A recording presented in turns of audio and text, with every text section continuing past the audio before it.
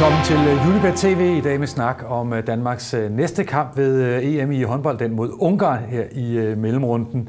Ungarn er hold, som kom over uden at vinde en enkelt kamp i indledende gruppe, og nu står de så over for Danmark. Er det en walkover? Det tror jeg faktisk, det er.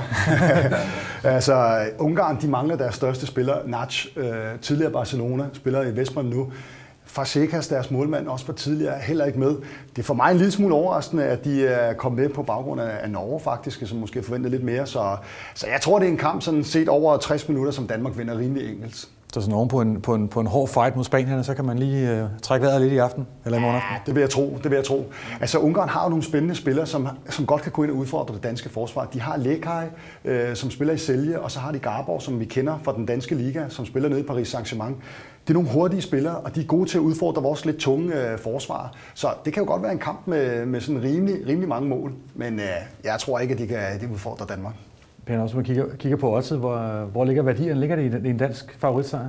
De ligger, altså, hvis det bare er den rene danske sejr, så er vi tilbage i indledende runde, og der er værdien til at overse. Så hvis man skal score lidt ekstra på det, så skal man håbe på nok en stor dansk sejr, og helst mange mål i kampen. Kan vi få en stor dansk sejr? Det mener jeg afgjort, vi kan. Altså, Ungarn er jo selvfølgelig ikke noget dårligt hold, men de mangler deres topprofil, Nac, som har været i Barcelona, som spiller i Vestbrem nu. De mangler også deres målmand Fasekas. Jeg synes, de mangler breddemæssigt noget. Til gengæld så har de nogle interessante spillere. De har Lekaj fra Celje, de har Garborg, som tidligere har været i Danmark, som spiller i Paris Saint-Germain. Små, hurtige folk, og små, så er det jo 91. men de er gode til at udfordre de danske forsvarsspillere, og der har vi tidligere faktisk haft lidt problemer med ungarerne. Men jeg vil sige, over 60 minutter, der vurderer vi har et klart bedre hold, og vi har en klar større bredde. Og så skal vi også sige, at Ungarn har en rigtig fornuftig træner. Jeg har selv haft ham nede i Gummersbach. Virkelig god taktiker, og han har faktisk lykkes rigtig godt med det her ungarsk hold, som jeg personligt ikke synes er super fantastisk, men de har trods alt slået Norge ud. Men trods alt, vi er en uafgjort mod Island, altså ikke nogen sejre i den gruppe.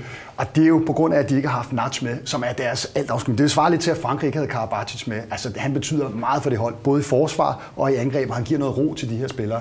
Så jeg vil umiddelbart vurdere, at det er på grund af ham, og det er også derfor, jeg mener, at danskerne de får ikke problemer med dem. Og vi så i de indledende kampe, altså det er ikke fordi, der er så høje odds på danske sejre, men så kan der være noget god fidus i de her livespil undervejs i kampen. Vi så blandt andet mod tjekkerne. Danmark hurtigt foran med en 6-7 mål, og så alligevel, så blev der troet lidt i håndbremsen, når tjekkerne kom tilbage i kampen. Er det også sådan en udvikling, vi kan se mod Ungarn, tror du? Ja, jeg tror, det kan være lidt det samme scenarie, ikke? Altså, der sidder boksen, folk vil være tændte, når de kommer ind, de vil gerne give den maks gas, og så kan det være, at man sådan slår bremsen en lille smule i, hvis man er kommet meget foran. Ungarn får pyntet lidt på. Det kunne meget vel ligne nogle af de her scenarier, vi har set tidligere. Det er også det, at man kan finde fiduserne ved at sidde undervejs og spille på det rigtige tidspunkt. Jamen altså, det er derfor, jeg siger, at den her egner sig rigtig godt til livevedmål, fordi hvis vi nu antager, at du har ret i, at Danmark kommer blæsende derudad, og så dræber vi kampen relativt hurtigt før ved pausen, og uanset hvor snu en universitetsprofessor han så end måtte være, så er det sådan lidt svært at motivere nogle drenge, som er ved at være tømt for kræfter.